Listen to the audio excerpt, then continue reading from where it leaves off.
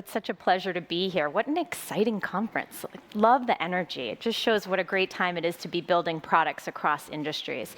So what I want to talk about is how do we build products in the healthcare space. So in healthcare, we use cutting-edge technology. The way that we communicate to other providers, the way that we communicate to each other, the way that we communicate and give data back to our patients, and even the way our patients communicate with us as physicians. So I'm going to go through some of the work that we're doing at New-York-Presbyterian to actually innovate in the cardiovascular space. But I want to say that, I gave some examples of legacy technology, but we really do cutting edge work in healthcare. You can see from this graph here, this is just the trajectory of the publications that have been submitted to journals in the last few years related to machine learning. It's exponential. And this only goes to 2021. If you were to take this to 2024, you'd see there's over 40,000 publications. So now when we take this and we look at how many AI-based models have been actually submitted to and approved by the FDA, that's maybe just about 1,000.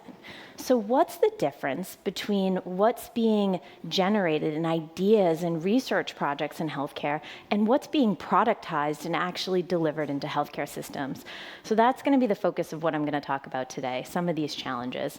And some of these, you'll notice, aren't necessarily specific to healthcare, but I'm going to try to focus on what we face on a regular basis. That's identifying the problem. So how many people here build healthcare-related products? Hard with the lights here, a handful. How many people building healthcare-related products have somebody on a clinical team or with a clinical role that's developing the product alongside you?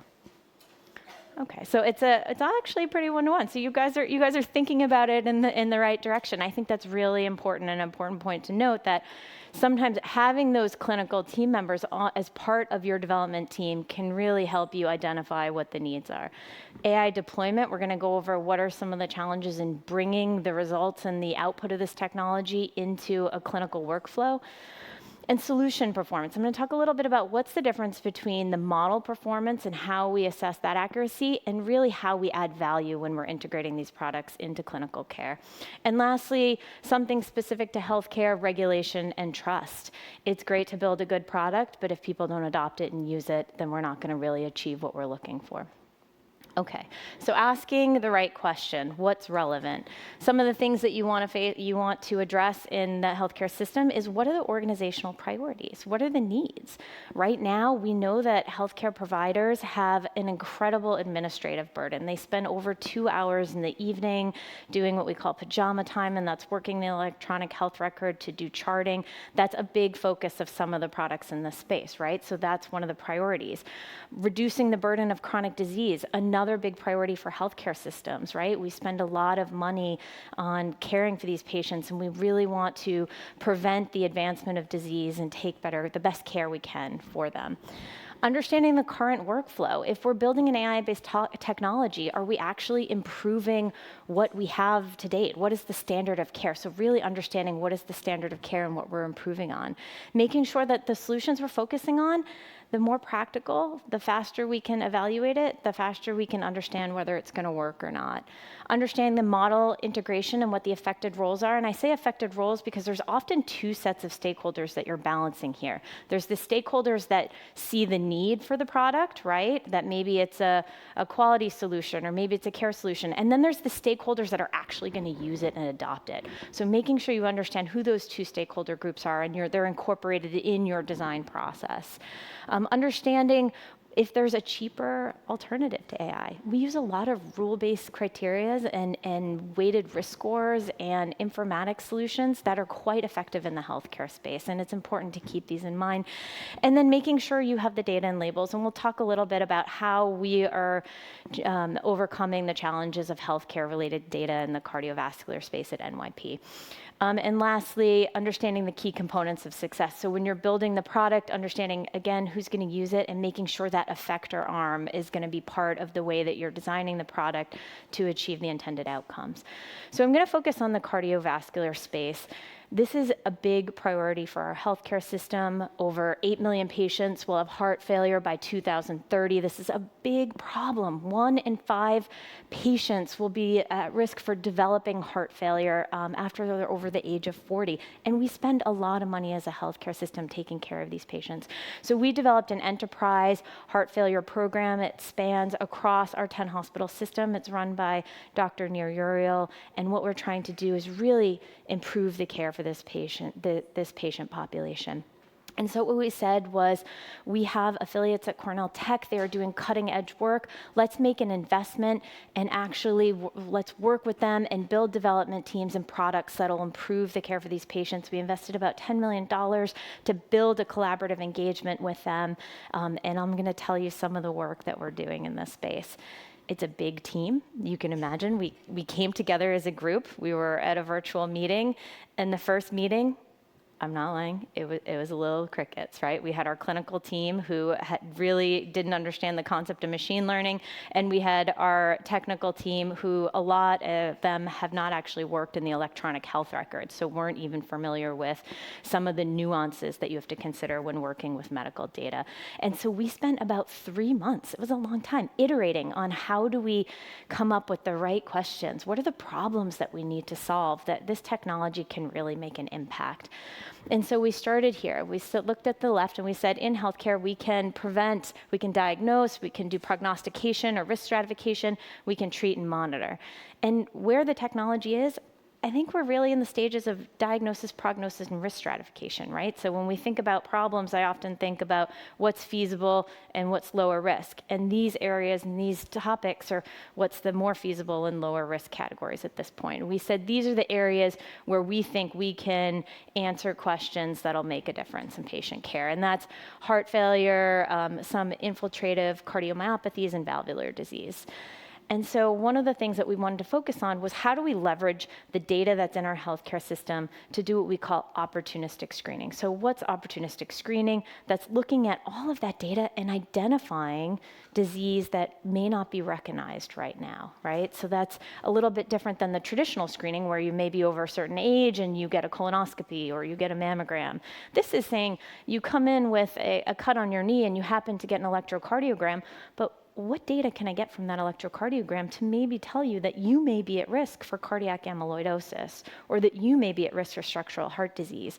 And that's an area we've said there's a lot of value to reduce one of our strategic priorities or impact it, which is to reduce the burden of chronic disease. And so I want to take another poll here because I'm curious to see this crowd's opinion. When we moved on from coming up with our ideas to model development, we're looking at the development lifecycle. So as you know, we have data curation, we have model training, model deployment. How many people think data curation is the most resource intensive? No, very few people. What about model training? Okay, no. What about model deployment? Okay, highest hands for model deployment. I think I'm getting you to that direction, that this is quite challenging in the healthcare space. And this is how I would lay it out. And this is not really to say that model training isn't resource intensive. It requires a certain level of subject matter expertise.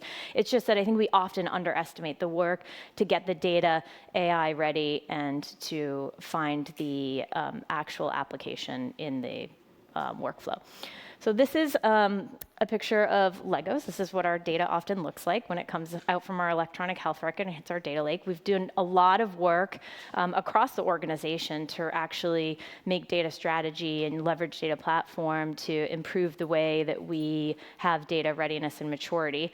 In the cardiovascular space in particular, we have done hardware upgrades so that we can take data from electrocardiograms, for example, and bring it right into our data platform so that we can use it for AI model building. We've enhanced the way we archive data, that we leverage our national registry data, and even our research repositories.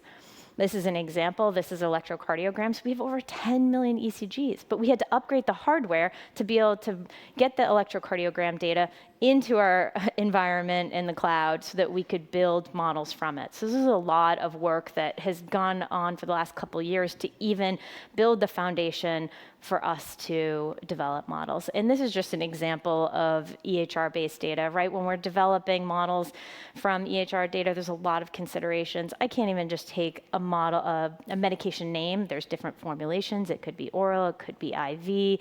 There's different brand names and generic names. There's different doses. So there's a lot of things to consider with EHR-based data. These are the types of models that we're building. I mentioned opportunistic screening, and I'm going to give a couple examples here. But basically, it follows a theme of how do we take data that's available in our healthcare system that patients come in through routine care and interaction and leverage that to build and identify models that identify disease earlier so that we can make an impact. We are looking at echocardiograms to detect peak VO2 so we can understand whether a patient has advanced severe heart failure. We're looking at chest CTs to see if we can identify patients that have a reduced ejection fraction. And then we have remote management. I'm going to go into that a little bit more.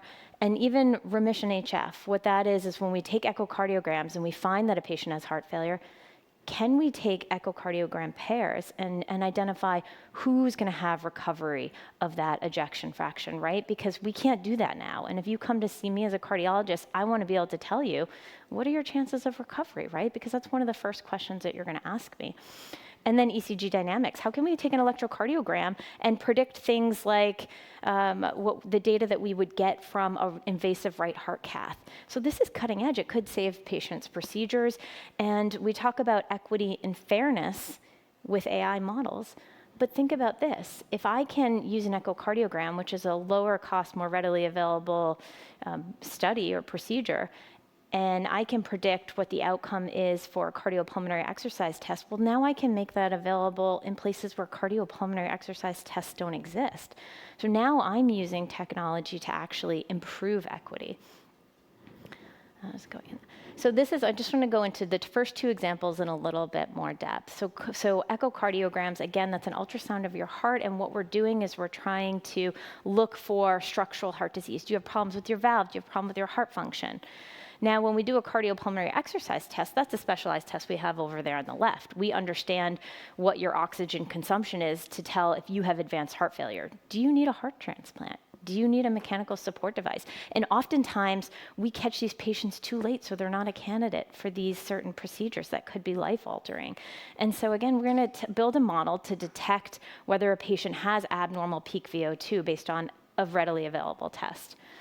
And here's what we did. We took our structured data features plus our DICOM files, which are the echo image files. We built a model to detect whether a patient has peak VO2 or not. And we found that we can detect with an AUC of about 0.8 that patients have an abnormal or normal peak VO2. So it's been very successful. This paper's actually was submitted to a journal just this past week, so we're excited about that project. The other one that I'm going to tell you about really briefly so that I can put this in context when I talk about the rest of the life cycle is our CTEF, and that is you come in, you get a chest CT, maybe you have pneumonia or you have another problem. We detect whether you have a reduced ejection fraction so that we can get you to see advanced heart failure early.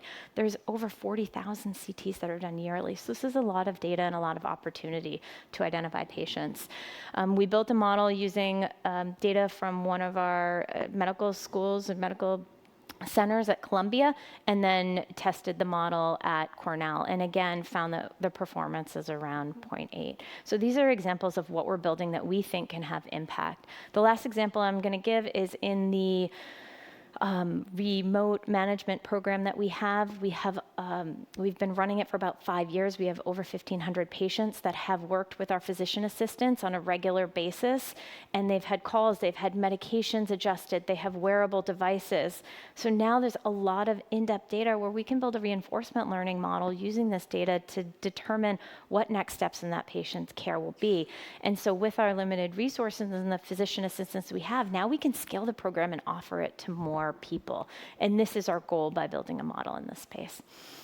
So I think that we can use technology to empower our providers, and it can be effective in delivering this into the healthcare system. We need to deliver it effectively, or in order to make an impact, we need to deliver it effectively. This is just outlining basically the MLOps life cycle. What are we doing? We're evaluating model performance, which I talked about. I talked about the data infrastructure, and I want to mention model integration.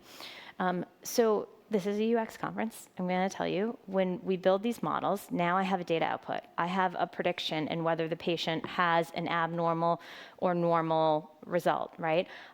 When we think about integrating this type of model output into the healthcare system, there's a couple options, right? I can put it in the electronic health record. I can keep it as a standalone system, or I can integrate it into some other information system, maybe my echocardiogram system or another system providers use. We tend to want to integrate it into the electronic health record. Why? Because every click that I have to do as a doctor that's outside the electronic health record makes me want to pull my hair out. This is not unique to healthcare, right? I'm sure in every industry, if you're requiring your user to leave the system to go to another system, that's higher likelihood that there's going to be failure and less adoption, right? So when we think about integrating these data results into the electronic health record, we have a few options, right? We use Epic, which is one of the largest electronic health records.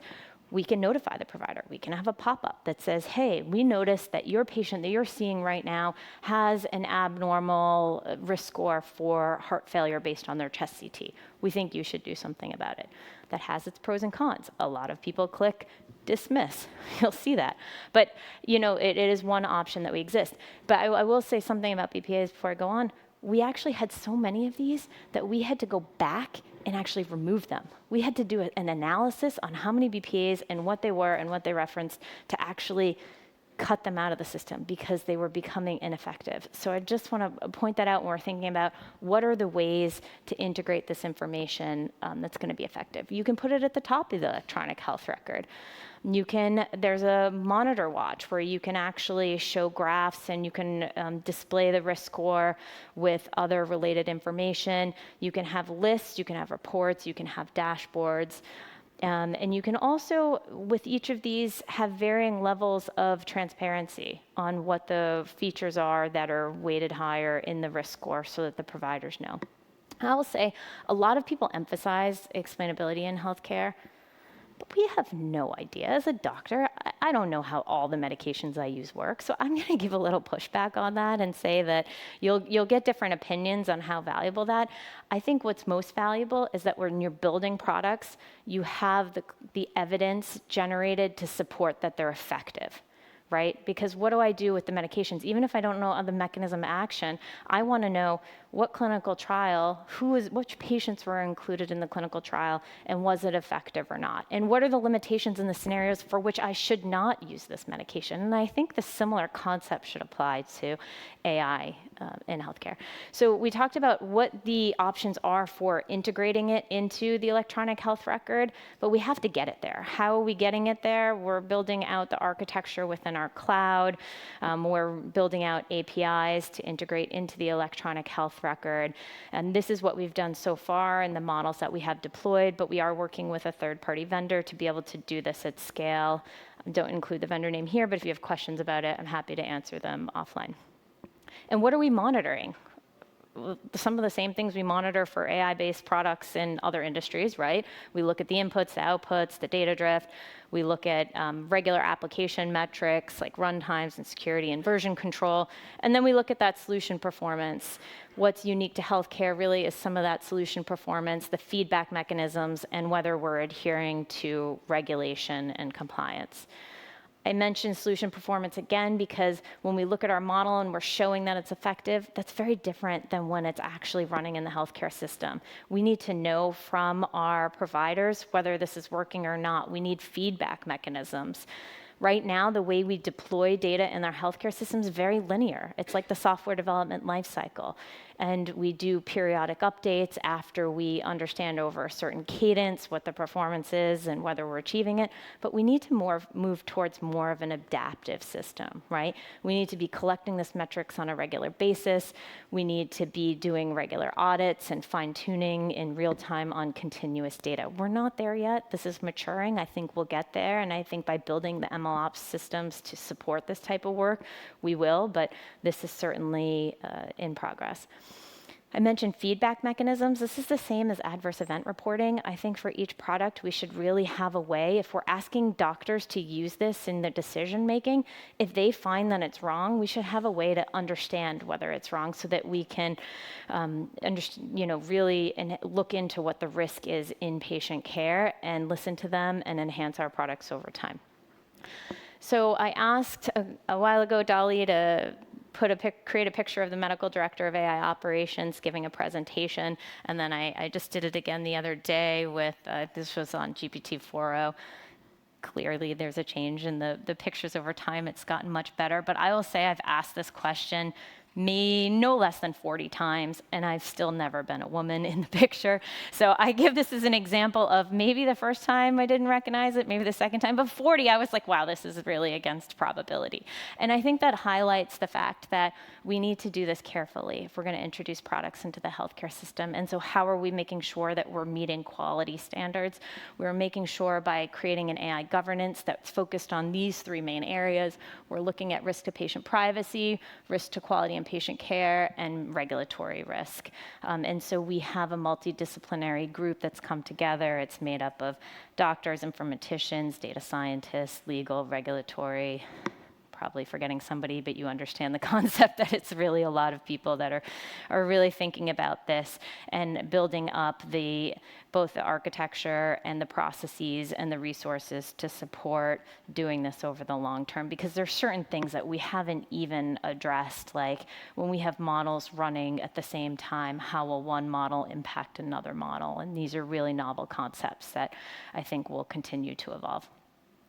We don't do this alone. There's a lot of national organizations that are thinking about best practices in developing solutions in the healthcare space. I recommend you check them out because there's a lot of good material there that can help you as you're thinking about this. So I'll say in summary that spend a lot of time in the idea, include clinical partners. That's really important with what we're doing. Make sure that the value proposition is there, and the concept of fail fast is not unique to healthcare, but certainly applies.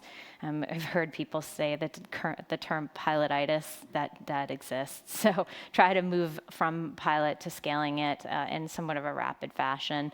Understand that performance is not just the performance on retrospective data, that there's a lot of considerations when you're integrating it into the care, right? We talked about high feasibility, low risk products. A lot of what we're building, I gave some more cutting edge things related to opportunistic screening, but a lot of the products that we're focusing now are reducing that administrative burden on providers, right? Taking that workload, coming up with ambient scribes.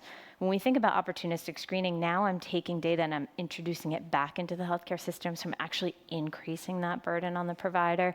And so there's different models to reduce that burden as far as having centralized care teams or decentralized care teams focus on acting on the data, but really think about that whole life cycle and what that integration will look like. So I think you'll be more effective when building products in this space. And then building consensus among the stakeholders. I find, people ask me a lot on whether doctors will want to adopt the technology, whether they're concerned, what their concerns are. People are excited. They just want to know that it's safe. They want to know that it's validated, that it's tested, that it's going to be effective, and they want to be included in the process. So I think that would be a takeaway here, is that building that trust through evidence generation and really getting these products in the hands of the doctors and working with them to build them will certainly get us there. That's all I have. So I would love to open it up for questions.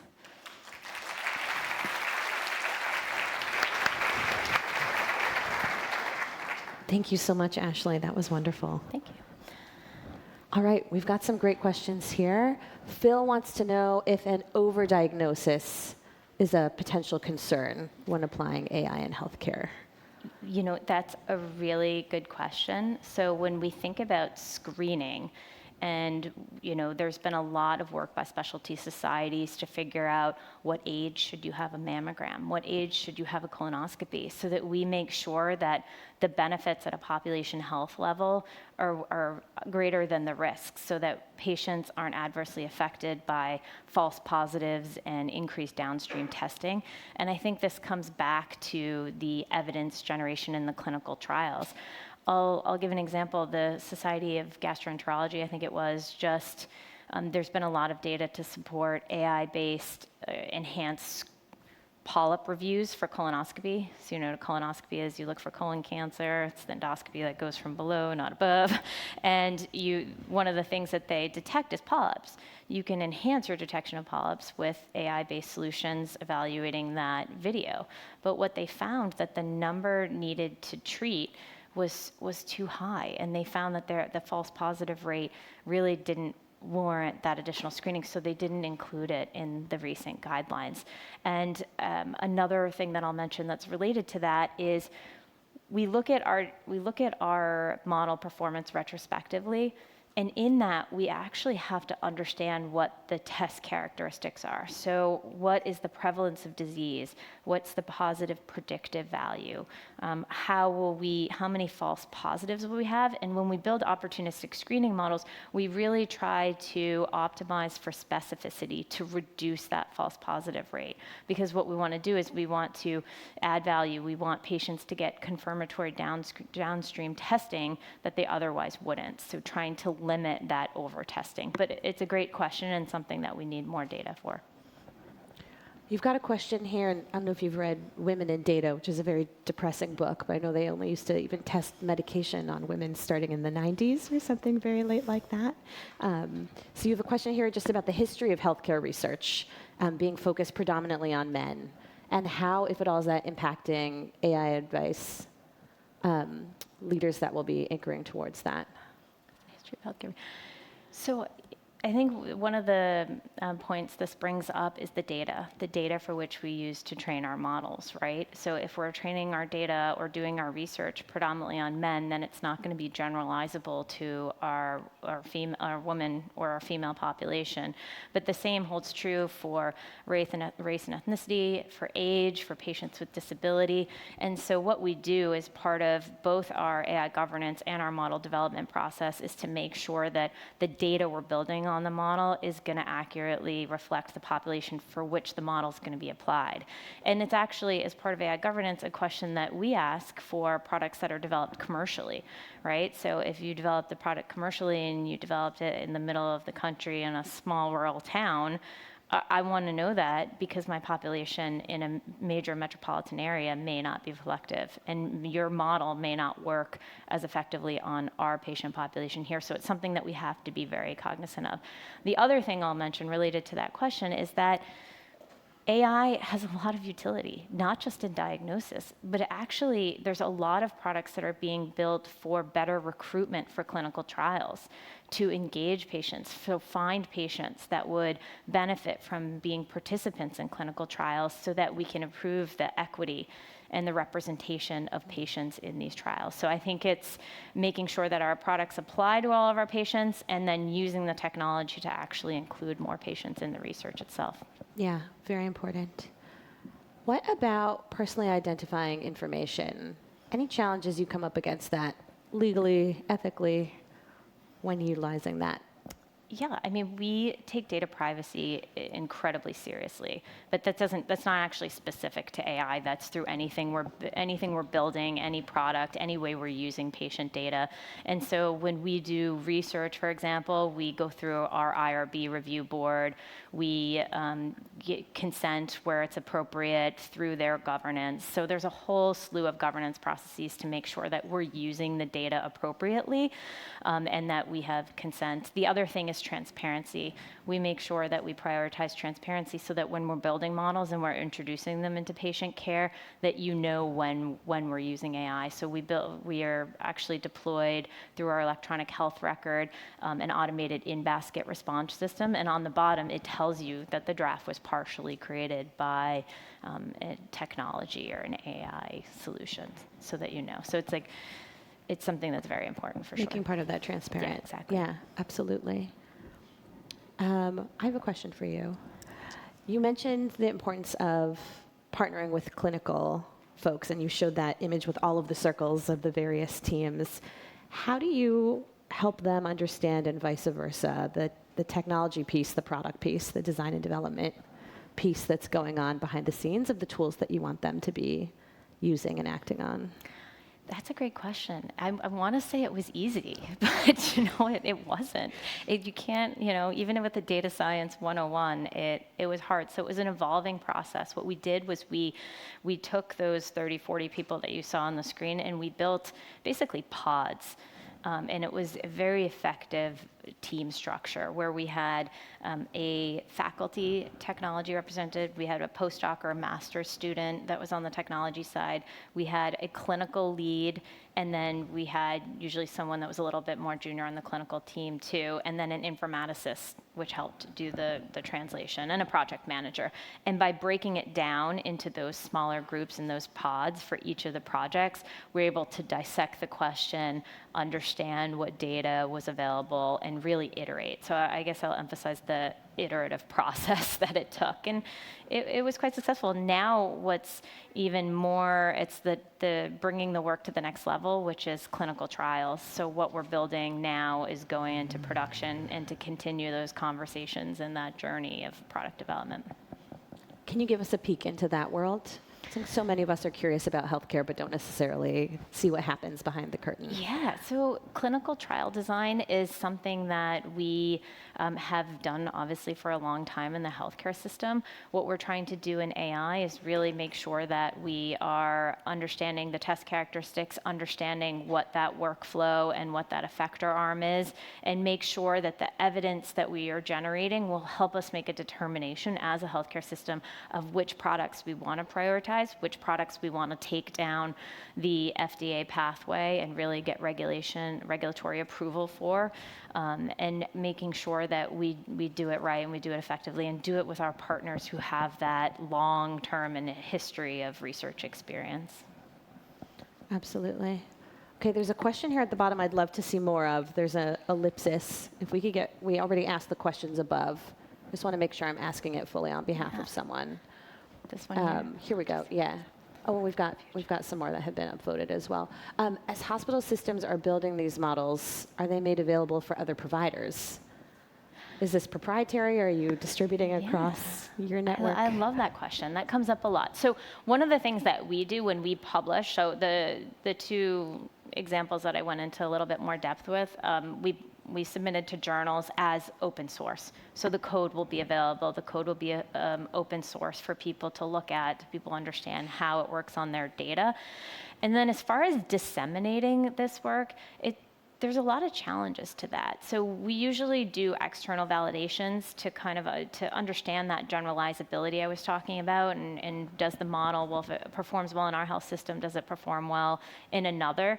And so, I mean, not to get into like too much technical detail, but Dockerized containers, we share models and not data, and then another healthcare institution could apply it. They can understand on retrospective data whether it was generalizable, and then to disseminate it more on a productized level.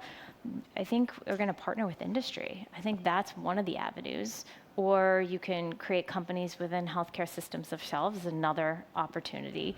I think what we'll see, and this is my own personal opinion, is that this type of work becomes almost like a marketplace approach, that there'll be companies that create platforms, and that models that we're building as a healthcare system will be able to be deployed and disseminated through, because it's hard. It would be hard for me to go into another healthcare system and build out this whole architecture that I was talking about for successful deployment, the surveillance and monitoring tools to understand it's effective, and wouldn't make sense for me to do it for one model that I'm building. So if I'm building, and I have a lot of research teams developing these models at scale, by making those models available on a platform through some kind of a licensing agreement, may be the direction that we see things go. Absolutely. All right. Well, that's our time for questions. Thank you so much, Ashley. This was phenomenal. Okay. Thank you all.